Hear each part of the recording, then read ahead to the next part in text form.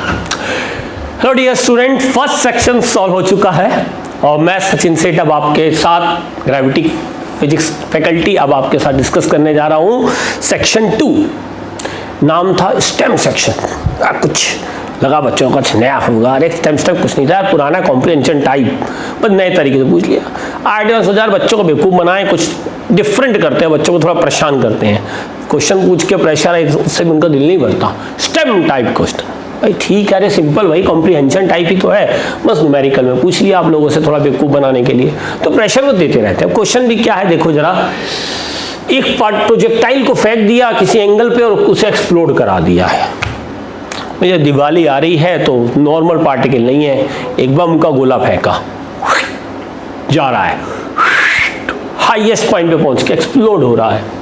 कैसे पता चल रहा है? हाईएस्ट पॉइंट पे कह रहा है भैया, नहीं भी कहता, वैसे टाइम भी दे दिया था तो भी हमें पता चल जाता। तो जरा यहाँ बना लें इस पार्टिकल को। भैया पार्टिकल नहीं है, बम का गोला है, जा रहा है 5√2, एंगल ले रहा है 45 डिग्री एक्स एक्सिस से और वाई एक्सिस हमारा ये हो गया, राइट। तो ux स्टैंडर्ड चीजें पहले लिख लूं, तो ux की वैल्यू होगी 5, x डायरेक्शन की velocity uy 5 sin 45, it is also 5, ay is -10, g के इक्वल है, g को 10 ले लिया, कहा था इसने भैया, हमने भी ले लिया। तो t1 will be equal to uy by g, यानी हाईएस्ट पॉइंट पे पहुंचने का टाइम जो कि होगा uy बाई z यानी कि 0.5 सेकेंड। और एक डिस्टेंस कह लेते हैं r1, ux into t1 2.5 metre आ जाएगा। तो दिस डिस्टेंस इज 2.5 मीटर। यहां पर आकर ये दो पार्ट में एक्सप्लोड हो गया, एक को कह लेते हैं b और एक को कह लेते हैं a, उसी पॉइंट पर है। एक आगे जाके गिर रहा है और एक को कह रहा है कि भैया वहीं गिर गया वर्टिकली। गिरने तो कोई दिक्कत नहीं भाई, आईआईटी वालों ने कह देते तो हम मान लेते हैं, जो उन्होंने कहा हमें मानना पड़ेगा, तभी हमें उसी कंडीशन प्रॉब्लम को सॉल्व करेंगे। तो बी हमारा सीधा फॉलो हो गया। अब कह रहा है कि ये पार्ट मान लो यहां से x डिस्टेंस पे गिरा और यहां से यहां तक का जो फर्दर टाइम लगा डेल्टा t2, उसको t कह लेते हैं। तो इस t और x की वैल्यू बताओ। सिंपल सेंटर ऑफ मास का एक कॉन्सेप्ट लगवा रहा है, हम पढ़ चुके हैं, एक रॉकेट वाला हम कॉन्सेप्ट पढ़ते हैं। रॉकेट ऊपर जाकर अगर एक्सप्लोड हो जाए एन पार्ट में भी तो भी सेंटर ऑफ मास उसी पाथ पे चलेगा, बाकी सारे पार्ट इधर बिखर जाते हैं। ऐसा क्यों होता है बताओ? क्यों? क्योंकि अभी भी सभी पार्ट का एक्सेलरेशन कितना है, ग्रेविटी के बराबर, तो सेंटर ऑफ मास का एक्सेलरेशन तो चेंज ही नहीं हुआ और उसकी जो वेलोसिटी u थी वो तो एक्सप्लोजन में चेंज नहीं होती, मोमेंटम कंजर्वेशन से। तो जब सेंटर ऑफ मास की वेलोसिटी और वो सब चेंज नहीं हुआ तो सेंटर ऑफ मास तो उसी पाथ पे चलेगा ना इन दोनों पार्टिकल के साथ, जब तक ये ग्राउंड को स्ट्राइक नहीं करते। अब यहां पर uy इक्वल टू 0 पर ये स्प्लिट हुआ तो y डायरेक्शन में इस एक्सप्लोजन ने कोई चेंज किया नहीं। तो हमें पता है कि एक प्रोजेक्टाइल जब स्टडी होता है तो x direction plus y direction के मोशन में स्टडी होता है। तो इस एक्सप्लोजन जो हाईएस्ट पॉइंट पे हुआ इसमें y डायरेक्शन के मोशन को कोई भी इफेक्ट नहीं डाला, तो यानी कि ये दोनों पार्टिकल अभी भी ग्राउंड पे सेम आएंगे और y डायरेक्शन का मोशन तो अनइफेक्टेड है। जो इफेक्ट आया वो सिर्फ x डायरेक्शन के मोशन का आया कि एक का x 0 हो गया और एक x थोड़ा सा, मतलब इसी को अगर मैं नया 0 0 कह लूं तो 0 0 पे गिर गया, एक थोड़ा सा आगे जाके गिरा। तो x डायरेक्शन में तो कोई इफेक्ट थोड़ा सा इफेक्ट प्रोड्यूस हुआ है कि एक सीधा गिरा एक आगे गया, पर y डायरेक्शन तो अनइफेक्टेड है। इसका मतलब ये है कि टाइम हमारा भैया जो टोटल टाइम ऑफ फ्लाइट था वो इस मोशन में जो सेंटर ऑफ मास का वही इन दोनों पार्टिकल का भी है। तो जैसे सेंटर ऑफ मास स्ट्राइक करेगा y डायरेक्शन का मोशन अनइफेक्टेड है, ये दोनों भी एक साथ ही ग्राउंड को स्ट्राइक कर जाएंगे। तो यानी टोटल टाइम ऑफ फ्लाइट वो होता 2uy बाई जी, क्योंकि ग्राउंड टू ग्राउंड प्रोजेक्टाइल है 1 सेकेंड, तो हाफ सेकेंड बचा था तो हाफ सेकेंड देगा, तो डेल्टा t2 का आंसर आ गया।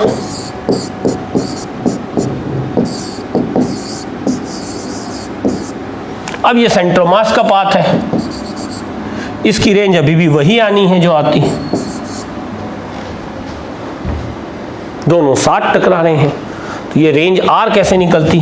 सेंटर ऑफ मास तो उसी वेलोसिटी से चलता रहा, ux into total time of flight कर लूँ तो 5 सेंटीमीटर पे स्ट्राइक करा होगा।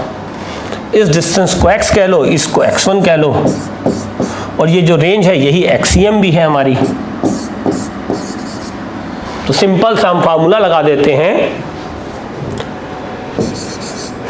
m डैश यानी m/2 इंटू x1 प्लस दूसरे का मास कितना है m/2 इंटू डिस्टेंस x जो मुझे फाइंड करनी है इंटू टोटल मास m लिया था इंटू रेंज r जो कि मेरा सेंटर ऑफ मास का डिस्प्लेसमेंट है।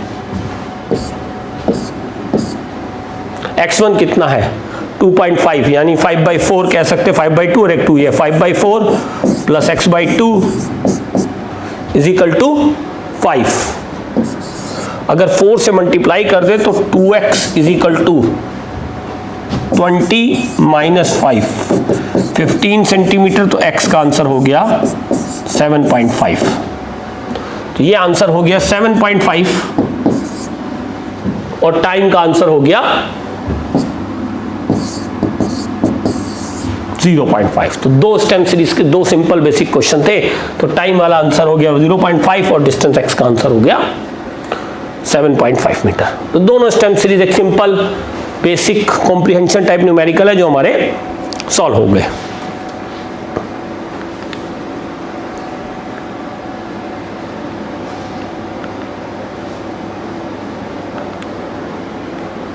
अब हम चलते हैं नेक्स्ट स्टेप पे। Switch S is connected two point P so that पहले स्विच को यहां कनेक्ट कर रहा है Q1, फिर कह रहा है कि हम दूसरी जगह कनेक्ट करेंगे तो Q पे ले जाएगा, फिर कह रहा है कि इस कैपेसिटर का चार्ज Q2 हो जाएगा। Steady state RC circuit steady state problem, अगर ये सब चीजें पहचाननी आ जाए तो IIT JEE का कोई क्वेश्चन टफ नहीं होता। तो पहले जरा हम फर्स्ट पार्ट देखें। फर्स्ट पार्ट में स्विच को कहां बंद करना है हमें, सबसे पहला तो इंपॉर्टेंट पॉइंट ये स्विच ऐसे है और कैपेसिटर मेरा स्टडी स्टेट, क्योंकि ये कह रहा है लॉन्ग टाइम,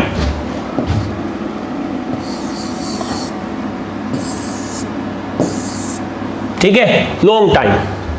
तो कैपेसिटर को मैं ऐसे ओपन सर्किट की तरह में पता है बिहेवियर होता है, प्लस Q1 माइनस, यानी इस आर्म में कैपेसिटर करंट IC को अगर 0 ले लूं तो इस सर्किट में एक करंट I ऐसे फ्लो कर रही होगी। और एक सिंपल सा क्वेश्चन है जो हमने बहुत बार सॉल्व किया, वही मैंने एक बोर्ड लेवल ये कह सकते हैं कि ये आर्म ओपन है, क्योंकि कैपेसिटर स्टडी स्टेट में कैसे बिहेव करता है ओपन सर्किट की तरह, इसकी करंट हो जाएगी 0। तो I आउटर सर्किट में फ्लो कर रही होगी, तो 2 - 1 इसे कह लेते हैं एप्सिलॉन 2 और इसे मैं कह लेता हूं एप्सिलॉन 1। तो करंट हो जाएगी epsilon 1 minus epsilon 2 upon R1 plus R2। This is R1, this is R2। तो 2 - 1 1/3 एम्पियर। अब मैं क्या करने जा रहा हूं, कुछ नहीं करने जा रहा हूं, केवल इतने पार्ट में मैं लगाऊंगा किरचॉफ लॉ। अगर मैं इतने पार्ट में किरचॉफ लॉ लगा दूं तो एप्सिलॉन 1 जो मेरा हो जाएगा इक्वल्स टू वो आ जाएगा मेरा IR1 प्लस Q1/C के इक्वल, तो यहां से Q1/C is equal to epsilon 1 मेरा है 2 volt minus I 1/3 into R1 है 2, वैल्यू को पुट कर दो तो Q1 C की वैल्यू कितनी है 1 माइक्रोफैरेड, तो 3 2 6 - 2 4/3 म्यू कूलम, माइक्रो कूलम आ जाएगा क्योंकि चार्ज कैपेसिटेंस माइक्रोफैरेड में है। और 4/3 की वैल्यू होती है अप्रॉक्स 1.66 या 666 या 1.67 माइक्रो कूलम। तो फर्स्ट पार्ट हमारा सॉल्व हो गया। अब हम चलते हैं सेकंड पार्ट। सेकंड पार्ट भी कोई डिफरेंट नहीं है, बस स्विच को अब इस बार हमें कहां ले जाना है, देखो Q2 निकालना है। Q2 के लिए स्विच हम कहां ले गए थे, पोजीशन Q पर। तो वापस चलते हैं इस डायग्राम पे।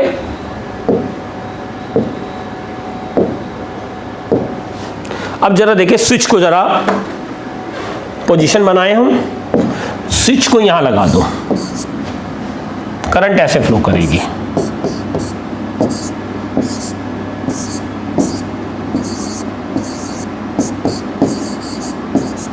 इस बार का चार्ज कह रहा है Q2।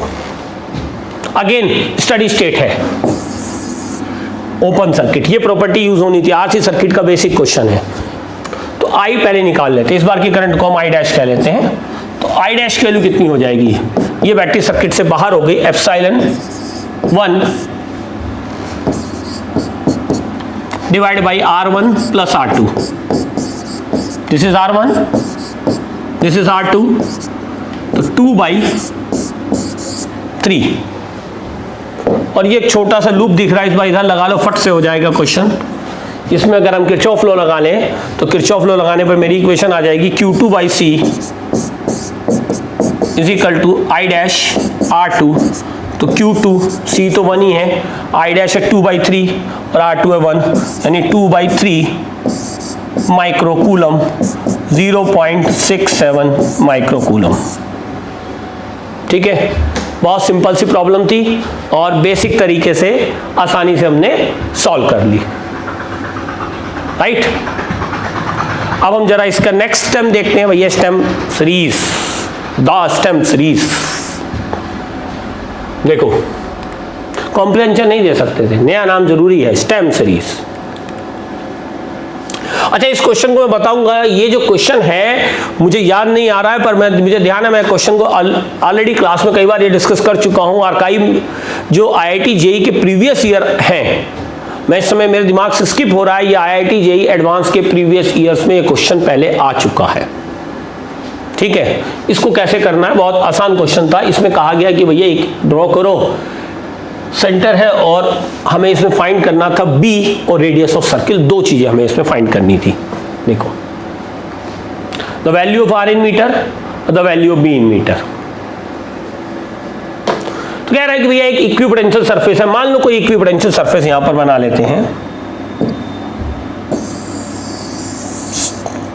और एक पॉइंट P ले लेते हैं, इसमें XY। उस समय तो हमें यही बताना था इसकी शेप क्या है, सर्किल प्रूफ करना था।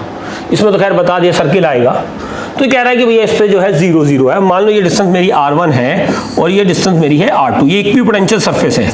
तो इसका अगर पोटेंशियल मान लो V नोट है तो हर एक पॉइंट का पोटेंशियल V नोट होगा। तो V naught will be equals to 1/4 pi epsilon naught, scalar quantity है, माइनस Q बाई, इसे मैं ले लेता हूं इरेजर R1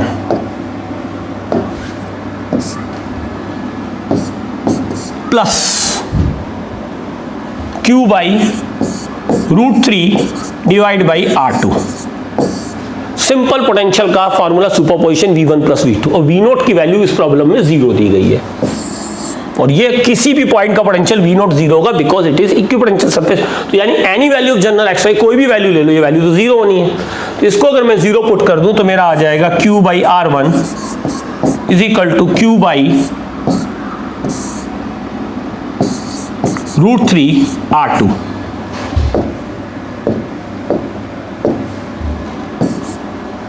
यहां से क्या रिजल्ट आया, Q से Q कैंसिल होगा, √3 R2 is equal to R1, यानी 3 R2 square is equal to R1 square. अब 3 R2 स्क्वायर, यहां पर Q के कोऑर्डिनेट है 2,0, इस पॉइंट के कोऑर्डिनेट मुझे दिए गए हैं प्रॉब्लम में 2,0।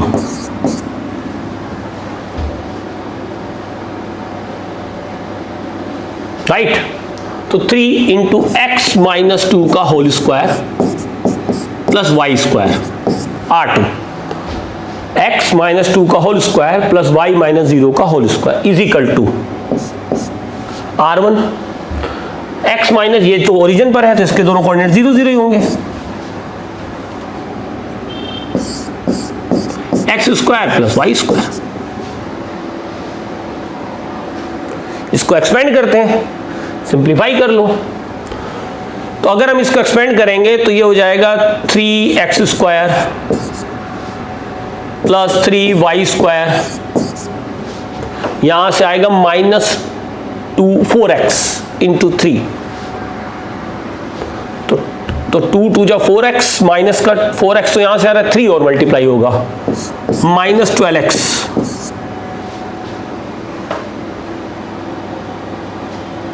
ठीक है, और एक टर्म और हमारी आएगी 2 2 जा 4 into 3 plus 12 is equal to x square plus y square, यानी इसे अगर हम सिंप्लीफाई करें और पूरी इक्वेशन को 2 से डिवाइड भी करते चले तो x square plus y square minus 6x plus 6 is equal to 0। इसे सर्किल के स्टैंडर्ड फॉर्म में बनाने के लिए माइनस 6 से 2 इंटू 3 हो रहा है, तो यानी इसे x माइनस 3 का होल स्क्वायर करना पड़ेगा प्लस वाई स्क्वायर। तो ये मेरा एक्स्ट्रा मुझे कितना ऐड करना पड़ेगा, यहाँ से आएगा 9, यहाँ था 6, तो 3 एक्स्ट्रा ऐड करना पड़ेगा, सब्ट्रैक्ट करना पड़ेगा, क्योंकि यहाँ प्लस 9 आएगा और ये प्लस 6 है, तो 3 मुझे सब्ट्रैक्ट करना पड़ रहा है, तो उसको दूसरी तरफ जाकर √3 का स्क्वायर लिख दो। अब सर्किल, यार तुम तो मेरे से ज़्यादा जानते हो सर्किल वर्किल, तो ये सारी चीज़ें तुम मैथ्स में बहुत ज़्यादा, ये सब सर्किल वगैरह तो तुम मैथ्स में पढ़ चुके हो। तो अगर हम इसे कंपेयर कर दें तो यहाँ से जो मुझे 2 पैरामीटर फाइंड करने थे, फर्स्ट R, तो R कितना आ गया √3, मतलब आंसर ही लिखना है, ठीक है, अप्रॉक्स 1.71। दूसरा B, और B कितना आया है, ये अगर हम इस सर्किल का सेंटर देखें तो x माइनस 3 का स्क्वायर प्लस y माइनस 0 का, तो इसका सर्किल का सेंटर कहाँ गया 3,0 पर, तो ये हो गया 3 मीटर, राइट। तो ये हमारी स्टेम सीरीज सॉल्व हो गई। तो स्टेम सीरीज बेसिकली एक न्यूमेरिकल टाइप और एवरेज लेवल के क्वेश्चन थे, कोई बहुत टिपिकल नहीं थे। ये जो लास्ट वाला क्वेश्चन था IIT JEE का रिपीटेड था, उससे पहले वाला जो RC सर्किट था वो ऑलरेडी एक नॉर्मल क्वेश्चन था। प्रोजेक्टाइल वाला क्वेश्चन भी हम ऑलरेडी डिस्कस कर चुके हैं, तो थोड़ा सा बहुत सारे स्टूडेंट प्रेशर ले जाते हैं, जबकि JEE एडवांस का पेपर बहुत बार नॉर्मल क्वेश्चन से होता है, लेकिन वहाँ का एनवायरनमेंट, पूछने का तरीका, नए नए वर्ड, स्टेम सीरीज, तो इस तरह की चीज़ें थोड़ा सा एक दिमाग में प्रेशर क्रिएट करती है, जो उसको जितना अच्छा हैंडल कर ले जाए वो उतना अच्छा स्कोर कर सकता है, ठीक है।